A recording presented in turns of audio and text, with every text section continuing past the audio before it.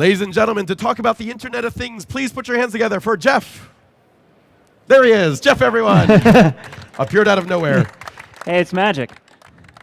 All right. Hey, how's everybody doing today? Nice crowd. I expected about 3 people for the end of the show, so thank you, Robert, for making more appear. That's excellent. So my name is Jeff Aboud. I'm technology evangelist here at Cisco, here to talk to you not just about the Internet of Things per se, but about what the security implications are of the Internet of Things. How many of you here are actually familiar with IoT? Like 1, 2, okay, so not very many, which is kind of what I expected. Don't worry about it too much. A lot of it's for your IT guys to worry about, but what it really boils down to, how many people know BYOD? Bring your own device? Okay, think of BYOD on steroids. So it's it's exponentially more than BYOD. Back in the day, our IT guys had it pretty good. They had a nice encapsulated little thing going on there. They had nobody coming in with extra stuff. They owned everything. They controlled everything. Then BYOD came and said, oh, now this has to access my network. Well, Internet of Things is kind of that next step, where these things aren't even necessarily attached to your network, but they're sending data through it. So we're going to have to really learn how to deal with that. So just so we're on the same page, kind of our quasi-dictionary definition, where it'll be our Cisco dictionary definition of IoT, it's really comprised of really highly distributed networks of sensors, smart objects, other things. So don't take things too literally. We're not talking about devices themselves. We're talking about integrated networks of sensors. And also don't take network too strongly, because it's not attached to your network. They are a network in and of themselves. And therein lies a lot of the security concerns that you and I both have. Okay, so first of all, as Robert mentioned, there is currently more than 10 billion connected devices in the world. So IoT is not like some future science fiction thing. It's happening right now. It's happening today. We currently have more than 10 billion connected devices in the world, and we currently have roughly 7 billion people on the planet. So they already outnumber us. The machines are taking over.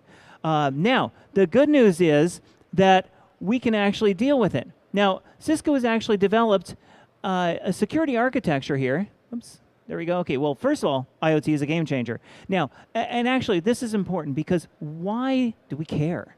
Why do we care about what IoT is? The whole idea behind IoT is that it's actually going to be a game changer for individuals like you and me, as well as for businesses. It's going to help businesses run more efficiently. Think about all the things that you've seen on the show floor today. Lots of cameras, lots of badge readers, some analytics tools like we have with some of our partners here. The whole idea is getting a lot more out of the systems you already have. I have a camera, great. I have thousands of cameras, fantastic. But what do? Well, they can see things. They can see people. Well, what if we can run analytics and apply customer service to it? What if we can use analytics and know that 10,000 miles away, we might have a potential problem there? Or don't worry, it was just a deer. We need to understand those types of things. We need to look at different types of data, triangulate that, make it into what we call intelligence. Data, not particularly important. It's just bits. But you put a lot of data together, you analyze it, and you visualize it, now you have intelligence. Well, then you take a lot of our analytics tools and you take this underlying network, you take that intelligence, and now you can move it into knowledge that's actionable. So you go from data to intelligence to knowledge. That's why it's going to actually help businesses so much, and it's going to make your or my life a lot more comfortable than it ever was before. So don't worry too much about this. This is the architecture we've built. I'm actually going to talk about each of these layers a little bit, but mostly I'm going to be concerned about what I call the security interlay. What are the security ramifications for each of these layers of the IoT architecture that Cisco has developed? So first and foremost, the physical device layer. Now, physical devices are lots of different random smart objects. They can be everything from your existing mobile phone to your cameras to all sorts of things. Anything with a brain that can actually either receive, analyze, or communicate data. And they're doing that with massive amounts of data, petabytes of data today.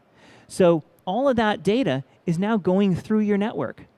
Well, Now, these are all sensors that you don't, now I said BYOD on steroids, right? These are not connected to your network. So, just like BYOD said, oh God, I don't necessarily own this thing, I don't own the image, I can't control it. Well, now, not only do you not own it, you can't control it in any way, shape, or form. A lot of times you can't even see it. But yet, it's sending petabytes of data through your network. Now, sleep at night.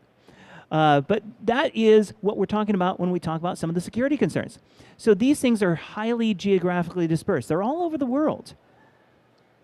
There's also different types of devices. They're not all just the same thing. It's not all just cell phones. And there's lots of different devices coming on board every single day. To the point where we're talking about connected refrigerators one day and connected toothbrushes and all that. Those things are coming. But essentially, we're talking about different types of sensors, things that monitor heat, things that monitor the speed that you're driving, all sorts of different types of sensors out there, different types of sensors, different types of data that are actually running through them. And they're in secure and insecure locations. Now, in our traditional data center, we've got a nice 4 walls, we've got badge access to it, we've got cameras all over the place, we're good, we're nice and secure. Well, in the IoT world, you have that, but you also have a sensor that's literally sitting there on the ground on the side of the highway. So now all of a sudden, rather than having this nice secure environment, there's a guy drives up in the pickup truck, a beer in one hand and a screwdriver in the other. He's a potential security breach. You have a problem. And then varying layers of security control within the devices themselves. So you have a lot of different disparate devices, disparate data, lots of different levels of security of the devices themselves, but they all have the different levels of data that's running through them, and a lot of this data is very private, very sensitive data. So any breach of any one of those things, and we might find ourselves in trouble. So that's a big issue. So some of the security requirements that we want to deal with in order to make sure that this remains secure. We want to have all those benefits of IoT. We want to have our lives more comfortable. We want our businesses to thrive and increase their ROI, reduce their costs, increase their efficiencies, but we want to make sure we do it securely. So we definitely want to have physical security, cameras, badge readers, things like this, whenever it's appropriate. We also need device-level security and anti-tampering.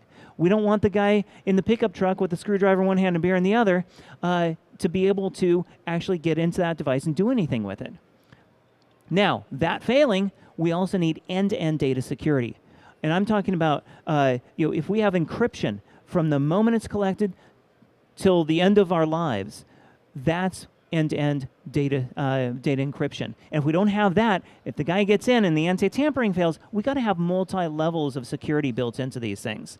And then, of course, privacy controls. That's a lot less about technology than it is about rules and regulations that we're all going to have to follow, right, Jim? So, it's kind of a dirty word, but we have to do it. It's gonna have to be in place.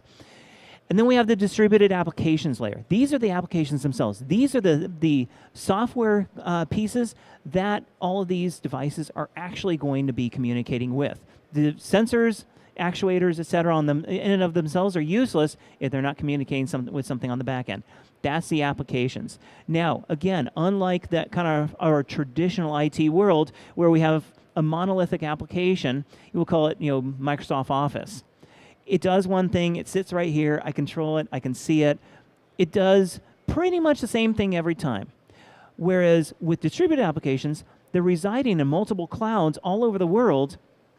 I don't control it, I don't see it, and guess what? Because of the value of IoT, they also change their behavior, because they're supposed to, based on the current aspects of our environment. So the world changes a little, temperature goes up, temperature goes down. These things change their behavior by design. That's the beauty of it, but it's also an inherent security concern. So what do we want to do here? So first of all, again, resides in multiple locations. We've got applications all over the place. Because of that, we lack any sort of centralized control. We have high volumes of disparate data. Remember that disparate data. Different types of devices have different types of data depending on what it is they're intended to do. So what are the security requirements? You can probably guess a lot of them. First of all, we need good old-fashioned threat detection and mitigation, firewall, intrusion prevention, etc. We need secure access. we need to make sure that only the folks who are supposed to have access to these things do. And we need data loss prevention. We want to make sure that people aren't uploading sensitive company information and sending it out to the stratosphere that are now, now contains billions of devices all over the world that may be secure or insecure. And then, of course, as I mentioned before, data encryption and privacy controls. We need all that throughout. You're going to see a lot of these things repeat, and that's by design, because all these layers don't live just on their own. We have to actually consider everything together. I'm just kind of breaking this out for a bit of simplicity. Then we have the connectivity layer. This is your traditional network, your switches, your routers. Really kind of the sweet spot for traditional Cisco. Now, what do you think you need there? Well, of course, first of all, you're going to have, again, kind of starting to see a theme here. We have high volumes of disparate data, by the way, going through this network that you thought was secure before. Billions of heterogeneous devices. You don't own, you don't operate, you don't control it in any way, shape, or form. Now, what do you need to do based on that? Well, certainly physical security. I want that badge access. I want the cameras. I want network-wide policy enforcement. I want to make sure that I don't care where this person is in the network or even beyond. I want to make sure that when I have a policy, it's going to be enforced no matter what they're touching. And then good old-fashioned threat detection and mitigation, as I mentioned before, because now you're talking about your network proper. And then, of course, secure access. Come on. Okay, and DLP and data encryption. Now, management and control. Now, I just said you can't control this stuff, right? Well, you don't have control specifically over devices, but all these applications, anything that you're handling, especially if you're a service provider or you're the guy who handles the application, you're going to want to have centralized control over those things. And you don't. If we have 10 billion devices and several million distributed applications, you don't want that many controllers. So we need to actually have standards-based controllers so we can actually have a few. There's not going to be one or two standards. If we have tens, that would be a great, great, great world. So let's think about that. Software-defined networking, what we call Cisco One or ONE, certainly programmable networks are going to be a big piece of this. But with all of that comes some other additional challenges. Now, one of those, again, geographically dispersed applications and devices. We have disparate data on those disparate devices. Now, we need end-to-end data encryption, privacy controls, and secure access. So again, a little redundant, but we need to make sure that we understand what we need at each of those layers depending on where you are. And last but not least, we have our cloud applications layer. Again, this is part of your existing network. Everybody's pretty familiar with the cloud? Okay, so these are basically data centers, hosting environments, big data storage, those types of things that are happening somewhere other than where you are. And they're typically pretty far away, and usually by design. Now, we have to have that, but those also have a lot of security concerns as well. Now, there's something that I didn't mention earlier. There's also a new layer in IoT land that we call the fog layer, which is essentially a carbon copy of this, except that it's actually much closer to the endpoints. So much closer to the edge itself. And essentially, so we essentially have the same types of security challenges and resources there, but we need to make sure that we can do compute right here. Because if you're in a moving car and we send data all the way out to the cloud, it gets analyzed, turns around, comes all the way back, that's a level of latency that's just not going to fly.